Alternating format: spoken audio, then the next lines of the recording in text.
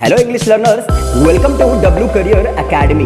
मैं धर्मेंद्र सिंह आज आपको इस वीडियो में कुछ और इंपॉर्टेंट बेसिक रूल्स बताने वाला हूं जो इंग्लिश ग्रामर को और ज्यादा अच्छे से समझने में हमारी हेल्प करते हैं। अब तक मैं आपको अपनी प्रीवियस वीडियो में टोटल 16 रूल बता चुका हूं और आज हम लोग इस वीडियो में जानेंगे आगे के रूल, जिसमें सबसे पहला रूल है हमारा रूल नंबर 17। तो आइए हम लोग जानते हैं कि रूल नंबर 17 हमसे क्या कहता है। रूल नंबर 17 हमें बताता है हेल्पिंग वर्ब्स के बारे में। हेल्पिंग वर्ब को हिंदी में कहा जाता है सहायक क्रियाएं, और ये करती भी क्या है, हमारी सहायता करती हैं। क्या सहायता करती हैं? हमारे वाक्य की सिचुएशन को पहचानने में हमारी हेल्प करती हैं, हमारी मदद करती हैं कि कोई पास्ट की बात कर रहा है, प्रेजेंट की बात कर रहा है या फ्यूचर की। ये हम लोग पता लगाते हैं किससे? हेल्पिंग वर्ब से। जैसे हिंदी में आप कैसे पहचान जाते हो कि कोई पास्ट की बात कर रहा है, प्रेजेंट की या फ्यूचर की? अगर कहीं पर भी है लग जाता है किसी भी वाक्य के अंत में तो आप समझ जाते हो कि कोई प्रेजेंट की बात कर रहा है। अगर किसी भी वाक्य के अंत में अगर था लग जाता है तो आप तुरंत पहचान जाते हो कि कोई पास्ट की बात कर रहा है। और ऐसे ही अगर किसी भी वाक्य के लास्ट में अगर गा टाइप के अगर शब्द लग जाते हैं तो आप पहचान जाते हो कि कोई किसकी बात कर रहा है, अपकमिंग टाइम की यानी कि फ्यूचर की बात कर रहा है। ऐसे ही इंग्लिश में हम लोग कैसे पता लगाते हैं कि कोई पास्ट की बात कर रहा है, प्रेजेंट की या फ्यूचर की? कैसे करके? हेल्पिंग वर्ब का यूज करके। ध्यान रखना, समझने वाले के पास भी एक ही तरीका और समझाने वाले के पास भी एक ही तरीका होता है कि कोई कैसे बताए या कोई कैसे पहचाने कि कोई पास्ट की बात कर रहा है, प्रेजेंट की या फ्यूचर की। क्या देखकर? हमेशा हेल्पिंग वर्ब को देखकर। इसका मतलब क्या हुआ कि एक वाक्य में हेल्पिंग वर्ब का सिर्फ इतना सा रोल होता है कि वो हमारे वाक्य की सिचुएशन को पहचानने में हमारी हेल्प करती हैं, और हमारे पास बोलने के लिए हमेशा सिर्फ और सिर्फ 3 ही सिचुएशन होती हैं। जो भी हम लोग बात करते हैं वो या तो हम लोग इस समय की बात करते हैं जो अभी चल रहा है आपका, यानी प्रेजेंट टाइम, या हम लोग कोई बात करते हैं, कोई भी बात बताते हैं वो हमारे पास्ट समय की जो समय ऑलरेडी चला गया है, और या हम लोग उस समय की बात बताते हैं जो हमारा आने वाला समय है, अपकमिंग टाइम यानी फ्यूचर का समय। तो एक वाक्य में हेल्पिंग वर्ब का सिर्फ इतना सा रोल होता है that someone is talking about the past situation, present situation और फ्यूचर सिचुएशन। वो पता करने के लिए हम लोग यूज करते हैं हेल्पिंग वर्ब का। 3 सिचुएशन है, इसीलिए हेल्पिंग वर्ब की आपकी 3 अलग अलग सिचुएशन की होती हैं। ध्यान रखना, अगर आपको प्रेजेंट की कोई बात बतानी है तो हम लोग यूज करते हैं हमेशा प्रेजेंट की हेल्पिंग वर्ब, पास्ट की कोई बात बताने के लिए पास्ट की हेल्पिंग वर्ब, और फ्यूचर की कोई बात बताने के लिए किसका यूज करते हैं हम लोग? विल और शैल का यूज करते हैं। हमारी प्रेजेंट की हेल्पिंग वर्ब होती है, देखो यहाँ पे do, does, is, are, am, has, have और कैन। इसका मतलब अगर मैंने किसी भी वाक्य में इनमें से कोई भी अगर हेल्पिंग वर्ब यूज कर रखी है तो ध्यान रखना मेरा स्टेटमेंट कब का होगा? प्रेजेंट का होगा। और अगर मैंने इनमें से अगर कोई भी हेल्पिंग वर्ब यूज कर रखी है like did, was, were, had, could, would या यूज्ड टू, तो ध्यान रखना कि मेरा स्टेटमेंट कब का होगा? वो पास्ट का होगा। और ऐसे ही अगर किसी ने भी अपने वाक्य में अगर विल और शैल का यूज किया है तो आपको तुरंत समझ जाना है that someone is talking about the future situation. For example, अगर मैंने बोला he is busy, he is busy, तो ध्यान रखना इज का यहां पे कोई मीनिंग नहीं है, बल्कि वो उसका बिजी होना दर्शा रहा है सिर्फ प्रेजेंट में। अगर मैंने डू या डज में से भी अगर कोई भी यूज किया, फॉर एग्जाम्पल मैंने बोला जैसे कि I do speak good English, तो मैंने डू यूज किया है, तो इसका मतलब ये भी स्टेटमेंट मेरा कब का है? प्रेजेंट का है। अगर मैंने आर यूज किया या एम अगर यूज किया तो ध्यान रखना तो भी स्टेटमेंट मेरा कब का होगा? प्रेजेंट का होगा।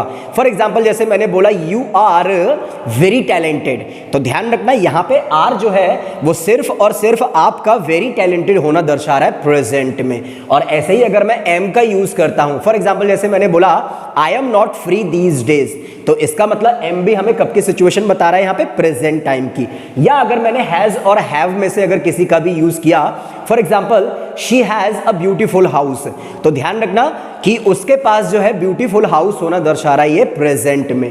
फॉर एग्जाम्पल जैसे मैंने बोला we have lots of knowledge, तो यहाँ पे हैव जो है वो बहुत सारी नॉलेज होना दर्शा रहा है किसमें? प्रेजेंट में। और अगर मैंने कैन यूज किया, फॉर एग्जाम्पल अगर मैंने बोला I can speak fluent English, तो ध्यान रखना कि कैन जो है वो सिर्फ ये बता रहा है कि मैं फ्लुएंट इंग्लिश जो है वो प्रेजेंट में बोल सकता हूं। ऐसे ही अगर मैंने यहां पे डिड यूज किया किसी भी एग्जाम्पल में तो ध्यान रखना मेरा स्टेटमेंट कब का होगा? वो पास्ट का होगा। फॉर एग्जाम्पल जैसे मैंने बोला I did not know you, तो इसका मतलब ध्यान रखना ये स्टेटमेंट मेरा प्रेजेंट का नहीं है, ये कब का है मेरा, ये पास्ट का स्टेटमेंट है जो आपसे ये बोल रहा है कि मैं आपको नहीं जानता था। जैसे मैंने अगर वॉज या वर यूज किया, जैसे मैंने बोला she was out of station, तो ध्यान रखना यहाँ पे वॉज सिर्फ और सिर्फ ये बता रहा है कि वो आउट ऑफ स्टेशन थी, यानी कि पास्ट टाइम में। अगर मैंने यूज किया वर, जैसे मैंने बोला दे वर इन ऑफिस, तो ध्यान रखना ये जो है उनका ऑफिस में होना दर्शा रहा है पास्ट में कि वो ऑफिस में थे। अगर मैंने हैड का यूज किया I had a beautiful dog, तो ध्यान रखना यहां पर जो है वो हैड दर्शा रहा है एक ब्यूटीफुल डॉग का रखना पास्ट में। अगर मैंने कुड वुड या यूज टू बी अगर यूज किया, जैसे मैंने बोला आई कुड नो यू, तो ध्यान रखना ये भी स्टेटमेंट मेरा कब का है, पास्ट का। अगर मैंने बोला she would sit on the last bench, तो ये भी स्टेटमेंट कब का है आपका, पास्ट का। और अगर मैंने बोला she used to speak many languages, तो ये भी स्टेटमेंट कब का है आपका, पास्ट का है। तो इनमें से कोई भी हेल्पिंग वर्ब जो है वो हमें ये बताती है that someone is talking about the past situation. And अगर किसी ने अगर विल और शैल यूज किया है अपने स्टेटमेंट में, तो ध्यान रखना हमेशा वो स्टेटमेंट कब का होगा आपका, फ्यूचर का होगा। जैसे मैंने बोला after taking this class I will be at my home, तो ध्यान रखना है मैंने यहाँ पे विल यूज किया है, that means my statement is about future, कि मेरा स्टेटमेंट कब का है आपका, फ्यूचर का है। फॉर एग्जाम्पल जैसे मैंने बोला we shall go there after some time, तो ध्यान रखना इसमें शैल लगा हुआ है, तो इसका मतलब ये स्टेटमेंट कब का है आपका, आने वाले समय का है, यानी कि फ्यूचर का स्टेटमेंट है आपका। तो एक वाक्य में हेल्पिंग वर्ब का सिर्फ इतना सा रोल होता है कि वो हमारे वाक्य की सिचुएशन को पहचानने में हमारी हेल्प करती है, that someone is talking about the present situation, past situation और फ्यूचर सिचुएशन। तो ये था हमारा रूल नंबर 17। अब हम लोग मूव करेंगे रूल नंबर 18 की तरफ। तो आज भी आप उन्हीं उलझनों में उलझे रहते हो, वही ता है, ती है, ते है, वही चुका था, चुकी थी, चुके थे, रहा था, रही थी या रहे थे। एक्चुअल में आप सीखना चाहते हो इंग्लिश बोलना, बट आप करते क्या हो कि आप जो है पहले हिंदी में सोचते हो, हिंदी में सोचते हो, फिर उसको ट्रांसलेट करते हो। अगर ट्रांसलेट हो गया तब तो बोल दिया, और अगर ट्रांसलेट नहीं कर पाए तो वहीं पर आप जो है अटक जाते हो। ध्यान रखना फ्रेंड्स, ट्रांसलेटिंग करने से हम लोग हमेशा बनते हैं एक ट्रांसलेटर, बट हम लोग एक अच्छे स्पीकर कब बनते हैं, जब हम लोग डायरेक्टली इंग्लिश को बोलते हैं, ना कि उसको ट्रांसलेट करते हैं।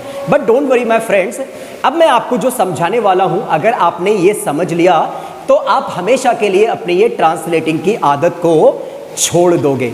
तो आइए मैं आपको समझाता हूं कि रूल नंबर 18 हमें क्या बताता है। रूल नंबर 18 हमें बताता है मेन वर्ब्स के बारे में। मेन वर्ब ऐसे शब्द होते हैं जिनमें किसी काम का होना पाया जाए, या काइंड ऑफ आप बोल सकते हो कि मेन वर्ब ऐसे शब्द होते हैं जो अपने आप में एक काम हो, या वो शब्द जो हमारे एक्शंस होते हैं। ध्यान रखना सुबह से लेकर शाम तक हम लोग बहुत सारे ऐसे एक्शंस क्या करते हैं, परफॉर्म करते हैं। तो मेन वर्ब कैसे शब्द होते हैं, जो शब्द अपने आप में एक काम हो, या ऐसे शब्द जो किसी काम का होना दर्शाएं, वो कहलाती है हमारी मेन वर्ब्स। जैसे खाना खाना भी अपने आप में एक काम है, और खाना बनाना भी अपने आप में एक काम है। जैसे पढ़ना भी अपने आप में एक काम है, और लिखना भी अपने आप में एक काम है। जैसे आना जाना, जानना पहचानना, पूछना बताना, या किसी को कुछ समझाना समझना, ये सब हमारे क्या होते हैं, डेली लाइफ के काम होते हैं, जो हमारी कहलाती हैं मेन वर्ब्स। क्योंकि काम हमारे पास कभी भी एक तरीके का नहीं होता है। कैसे, जैसे मैंने बोला अगर मैं इंग्लिश पढ़ाता हूं, या मैंने एक दूसरा एग्जाम्पल बोला मैं इंग्लिश पढ़ा रहा हूं, या मैंने एक और एग्जाम्पल बोला कि मैंने इंग्लिश पढ़ा दी है, क्या ये तीनों ही काम अपने आप में एक जैसे हैं? नहीं है। ध्यान रखना, ये तीनों ही काम अपने आप में कैसे हैं, अलग अलग हैं। क्योंकि हमारे पास काम होता है अलग अलग तरीके का, इसीलिए मेन वर्ब की बनाई गई हैं टोटल 5 फॉर्म। कौन कौन सी आपने सबने सुन रखा होगा कि मेन वर्ब की 5 फॉर्म होती है, first form, second form, third form, ING form और एस या ईएस फॉर्म। क्यों बनाई गई है 5 फॉर्म? क्योंकि हमारे पास काम डिफरेंट डिफरेंट तरीके का होता है, ताकि जिस तरीके का आपका काम हो आप उसी टाइप की मेन वर्ब से, यानी मेन वर्ब की फॉर्म से आप उस काम को दर्शा सको। तो बेसिकली ये मेन वर्ब की 5 फॉर्म मिलकर हमें बताती हैं सिर्फ और सिर्फ 3 तरीके का काम, जिसमें हमारे पहले टाइप का वर्क होता है हमारा सिंपल वर्क, दूसरा होता है हमारा कॉन्टिन्यूअस वर्क, और तीसरा होता है हमारा डन और फिनिश्ड वर्क। इन 5 फॉर्म में से तीन फॉर्म हमें बताती हैं सबसे पहले टाइप के वर्क में, जो हमारा होता है सिंपल वर्क। कौन कौन सी form? First form, second form और एस या ईएस फॉर्म। इसका मतलब क्या हुआ, चाहे मैं किसी भी वाक्य में फर्स्ट फॉर्म यूज करूं या सेकंड फॉर्म यूज करूं और या यूज करूं एस या ईएस फॉर्म, ये मेरा वर्क कैसा होगा? Simple work. और आईएनजी फॉर्म हमें हमेशा दर्शाती है दूसरे टाइप का वर्क, जो कि आपका कहलाता है कॉन्टिन्यूअस वर्क। और थर्ड फॉर्म हमें दर्शाती है, हमेशा बताती है तीसरे टाइप के वर्क के बारे में, जो होता है हमारा डन और फिनिश्ड वर्क। तो बेसिकली 5 फॉर्म मिलके बताती है हमें 3 टाइप का वर्क। तो आइए हम लोग जानते हैं कि ये 3 टाइप का वर्क आपका क्या होता है। 3 टाइप के वर्क में जो सबसे पहला वर्क होता है हमारा, वो होता है हमारा सिंपल वर्क। किससे दर्शाया जाता है? फर्स्ट फॉर्म से, सेकंड फॉर्म से या एस या ईएस फॉर्म से। क्या होता है हमारा सिंपल वर्क? ध्यान रखना, पास्ट, प्रेजेंट और फ्यूचर का वो काम जो रोज किया जाए, कभी कभी किया जाए या किया जाए अपनी आदतों से। दैट मीन्स पास्ट, प्रेजेंट और फ्यूचर का कोई भी रेगुलर एक्शन, इरेगुलर एक्शन और हैबिचुअल एक्शन कहलाता है हमारा सिंपल वर्क। और रेगुलर एक्शन क्या होता है हमारा? ऐसा कोई काम जो रोज किया जाए, वो कहलाता है हमारा रेगुलर एक्शन। जैसे कि बोल सकता हूं मैं यहां पे ब्रशिंग आवर टीथ, कैसा एक्शन होता है हमारे लिए? Regular action. जैसे वॉशिंग आवर फेस, कैसा एक्शन होता है हमारे लिए? Regular action. जैसे टेकिंग बाथ, कैसा एक्शन होता है हमारे लिए? Regular action. जैसे अगर आप फोन अपना रोज यूज करते हो, सो that means using your phone is your regular action. कैसा एक्शन है वो आपके लिए? रेगुलर एक्शन है। जैसे कि ईटिंग, जैसे कि ड्रिंकिंग वाटर, ये सब कैसे एक्शन रहते हैं हमारे लिए? Regular action. बेसिकली वो काम जो रोज किया जाए, चाहे पास्ट में, प्रेजेंट में या फ्यूचर में, वही कहलाता है हमारा रेगुलर एक्शन। और क्या होता है हमारा सिंपल वर्क में? क्या होता है हमारा? Any irregular action of past, present और फ्यूचर। यानी पास्ट, प्रेजेंट और फ्यूचर का वो काम जो रोज नहीं किया जाए, जो कभी कभी किया जाए, जो ओकेजनली किया जाए, महीने में एक बार, हफ्ते में एक बार, साल में एक बार या इवेंचुअली किया जाए, वो काम कहलाता है हमारा इरेगुलर एक्शन। जैसे शॉपिंग क्या हम लोग रोज करते हैं? नहीं। लाइक जैसे doing shopping is our irregular action. क्या बर्थडे हम लोग रोज सेलिब्रेट करते हैं? नहीं। कैसे सेलिब्रेट करते हैं? Annually. So that means celebrating our birthday is an irregular action. जैसे गोइंग फॉर अ टूर, क्या हम लोग टूर पे रोज जाते हैं? नहीं। Going for a tour is our irregular action. जैसे कि गोइंग टू पार्टीज, जैसे सेलिब्रेटिंग समवंस मैरिज या अटेंडिंग समवंस मैरिज, या जैसे गोइंग ऑन टूर, या जैसे ट्रैवलिंग न्यू प्लेसेस और समटाइम्स कॉलिंग योर फ्रेंड, ये भी हमारे कैसे एक्शन होते हैं? Irregular action. जैसे वॉशिंग आवर क्लॉथ्स, कैसे एक्शन होता है हमारे लिए? Irregular action. यानी कि पास्ट, प्रेजेंट या फ्यूचर का वो काम जो रोज ना किया जाए, वो कहलाता है हमारे लिए इरेगुलर एक्शन। और इरेगुलर एक्शन को भी हम लोग किससे दर्शाते हैं? हमेशा फर्स्ट फॉर्म, सेकंड फॉर्म या एस या ईएस फॉर्म से। और तीसरा होता है हमारा यहाँ पे एनी हैबिचुअल एक्शन, भी हमारा किस में आता है? सिंपल वर्क में। हैबिचुअल एक्शन क्या होता है हमारा? The work which we do, did और will do due to our habits. ऐसा कोई काम जो पास्ट, प्रेजेंट या फ्यूचर में किया जाए, किसकी वजह से? अपनी आदतों की वजह से, वो कहलाता है हमारा हैबिचुअल एक्शन। जैसे स्पीकिंग टू मच, ज्यादा बोलना, कैसा एक्शन है हमारे लिए? Habitual action. Speaking very less, कम बोलना, ये भी कैसा एक्शन है हमारे लिए? Habitual action. जैसे थिंकिंग टू मच, ज्यादा सोचना, कैसा एक्शन है हमारे लिए? Habitual action. जैसे थिंकिंग वेरी लेस, यानी बहुत कम सोचना, ये भी कैसा एक्शन है हमारे लिए? Habitual action. जैसे ईटिंग टू मच, ज्यादा खाना, eating very less, eating too much fast food, eating too much oily food, using your left hand, using your right hand, या using a spoon while eating food, एक spoon का इस्तेमाल करना खाना खाते समय, wearing helmet, walking on the left side of the road, walking on the right side of the road, using your phone too much, using social sites too much, ये सब कैसे एक्शन लेते हैं हमारे लिए? Habitual actions. यानी कि वो काम जो किए जाएं अपनी आदत की वजह से, वो कहलाते हैं हमारे लिए हैबिचुअल एक्शंस। जैसे झूठ बोलना अपने आप में क्या है? एक आदत है। सो दैट मीन्स टेलिंग लाइज क्या है हमारा? ये हैबिचुअल एक्शन। जैसे कि बहाने बनाना, मेकिंग एक्सक्यूजेस, कैसा एक्शन है हमारे लिए ये? Habitual action. जैसे हमेशा साइलेंट रहना, जैसे रिमेनिंग साइलेंट, कैसा एक्शन है हमारे लिए ये? हैबिचुअल एक्शन है। जैसे आप बोल सकते हो फाइटिंग विथ एवरीवन, हर किसी से लड़ना, getting angry easily, getting nervous बोल सकता हूं जैसे कि, या फीलिंग सैड, ये सब कैसे एक्शन रहते हैं हमारे लिए? ये हैबिचुअल एक्शन रहते हैं। जैसे ड्रीमिंग एवरी डे या लिविंग इन योर ड्रीम बोल सकता हूं जैसे कि, always making plans for your future, हमेशा फ्यूचर के लिए प्लान बनाना, never do anything in the present, ये सब कैसे एक्शन रहते हैं हमारे लिए? Habitual actions. और only making plans for your tomorrow, ये भी क्या रहते हैं हमारे लिए? सिर्फ और सिर्फ हैबिचुअल एक्शंस। तो इसका मतलब वो काम जो अपनी आदत की वजह से किए जाते हैं वो कहलाते हैं हमारे लिए हैबिचुअल एक्शन। यानी कि पास्ट, प्रेजेंट और फ्यूचर का any regular action, irregular action और habitual action is called a simple work. क्या कहलाता है हमारे लिए? वो सिंपल वर्क। और सिंपल वर्क हमेशा दर्शाया जाता है मेन वर्क की फर्स्ट फॉर्म, सेकंड फॉर्म या एस या ईएस फॉर्म से। चाहे मैं ऐसा बोलूं आई मीट माई फ्रेंड, चाहे ऐसा बोलूं आई मेट माई फ्रेंड, और चाहे मैं ऐसा बोलूं शी मीट्स हर फ्रेंड, ये तीनों ही हमें कैसा वर्क दर्शाते हैं? सिंपल वर्क दर्शाते हैं। और दूसरे टाइप का जो हमारे पास वर्क होता है वो कहलाता है हमारे पास कॉन्टिन्यूअस वर्क। और एक कॉन्टिन्यूअस वर्क क्या होता है? ऐसा कोई काम जो अभी भी हो रहा होता है, अभी भी चल रहा होता है, वो कहलाता है हमारा continuous work. That means the work which is still happening, अभी भी हो रहा हो, सिचुएशन चाहे प्रेजेंट की हो, पास्ट की हो या फ्यूचर की हो, क्या कहलाता है हमारे लिए? वो कॉन्टिन्यूअस वर्क। और किसी भी कॉन्टिन्यूअस वर्क को दर्शाने के लिए हम लोग हमेशा मेन वर्क की आईएनजी फॉर्म का यूज करते हैं। मैं आपको दूसरे तरीके से समझाता हूं कि एक कॉन्टिन्यूअस वर्क क्या होता है।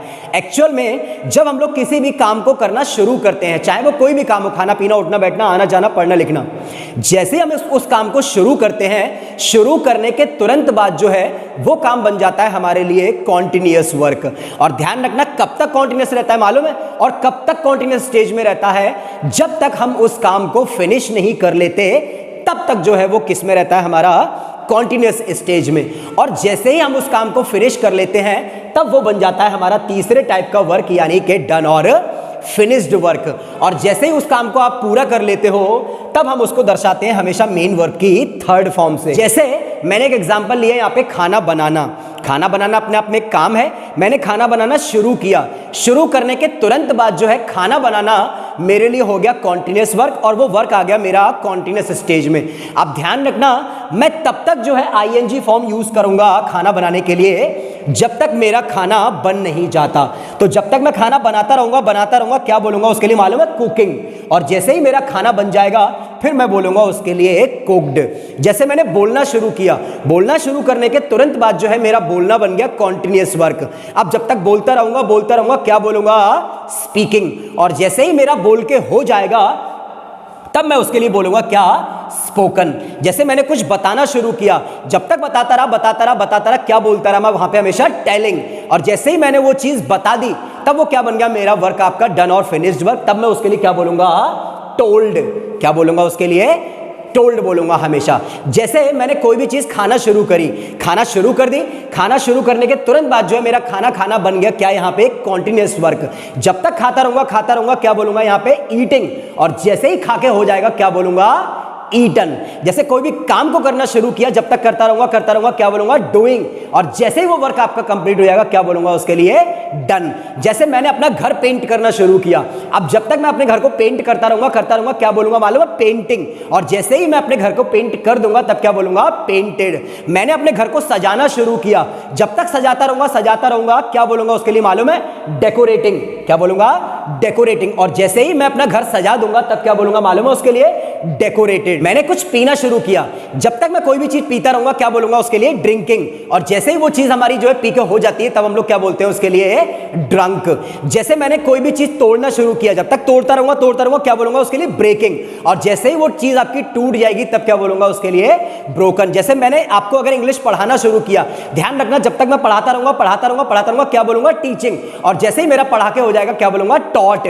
आपने इंग्लिश सीखना शुरू करी, ध्यान रखना जब तक आप इंग्लिश सीखते रहोगे तब तक के लिए वर्क रहेगा आपका कॉन्टिन्यूअस वर्क। क्या बोलोगे आप? हमेशा लर्निंग इंग्लिश। और जिस दिन आप इंग्लिश सीख जाओगे तब उसको आप थर्ड फॉर्म से यूज करोगे, लर्नड इंग्लिश यूज करोगे। जैसे मैंने अपना रूम साफ करना शुरू किया, ध्यान रखना, जैसे ही मैंने अपना रूम साफ करना शुरू किया, रूम साफ करना मेरे लिए बन गया कैसा, एक कॉन्टिन्यूअस वर्क। जब तक मैं अपना रूम साफ करता रहूंगा क्या बोलूंगा मालूम है, क्लीनिंग माय रूम।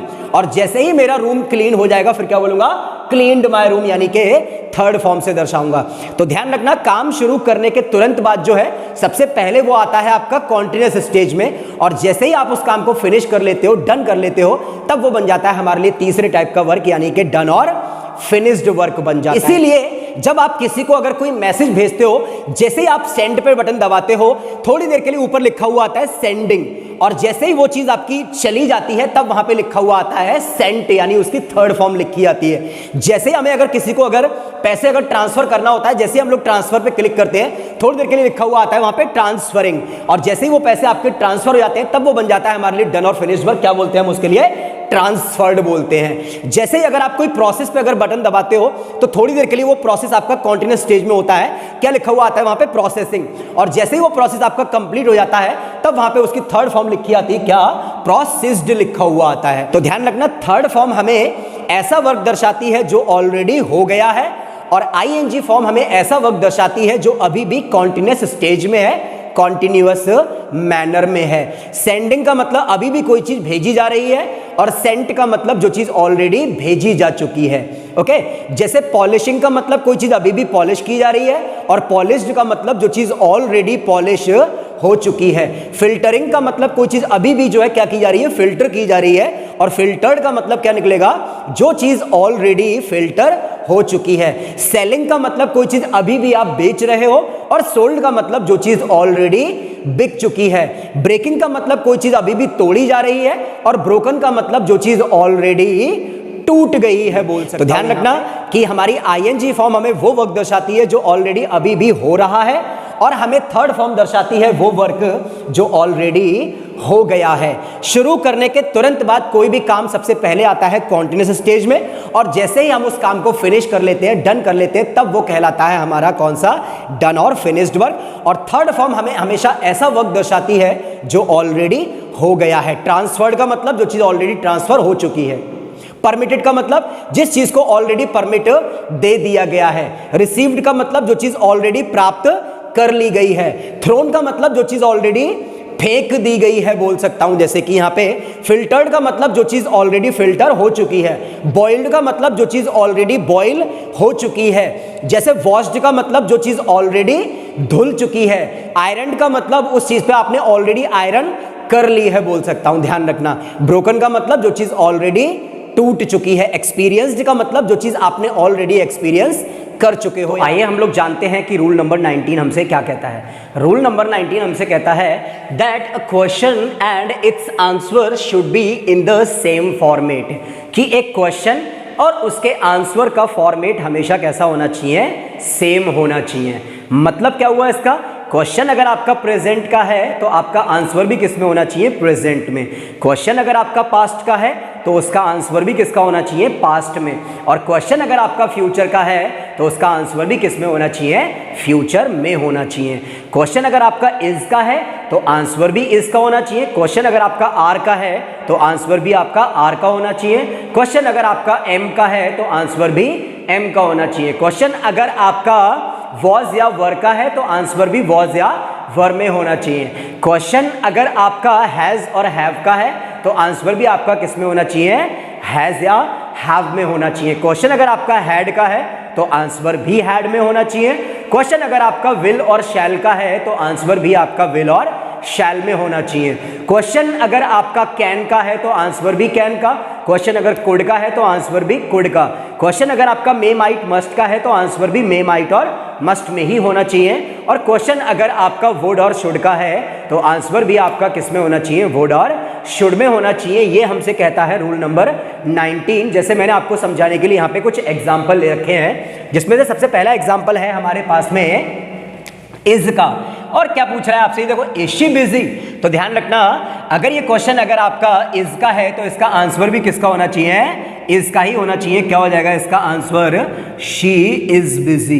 क्या हो जाएगा इसका आंसर, शी इज बिजी बोल सकता हूं। देखो क्वेश्चन अगर आपका आर का है तो आंसर भी किसका होना चाहिए, आर का होना चाहिए। क्या हो जाएगा इसका answer, yes we are cool now, yes we are cool now बोल सकता हूं। देखो क्वेश्चन अगर आपका एम का है तो आंसर भी आप किस में दोगे, एम में। जैसे मैं बोलूंगा am I your good friend, तो क्या बनेगा इसका, yes I am your good friend, yes I am your good friend बोल सकता हूं। जैसे कि यहाँ पे जैसे क्वेश्चन आपका यहाँ पे देखो इज का है तो आंसर भी किस में होना चाहिए, इसका इज में होना चाहिए। जैसे देखो क्या है ये, इज इट इंपॉर्टेंट, तो क्या हो जाएगा इसका, yes it is important, it is important, या no it's not important, no it's not important बोल सकता हूं। जैसे देखो क्वेश्चन आपका यहाँ पे वॉज का है तो आंसर भी किस में आना चाहिए, वॉज में आना चाहिए। वॉज या नोवाइज, तो क्या हो जाएगा इसका, yes he was a novice, he was a novice बोल सकता हूं।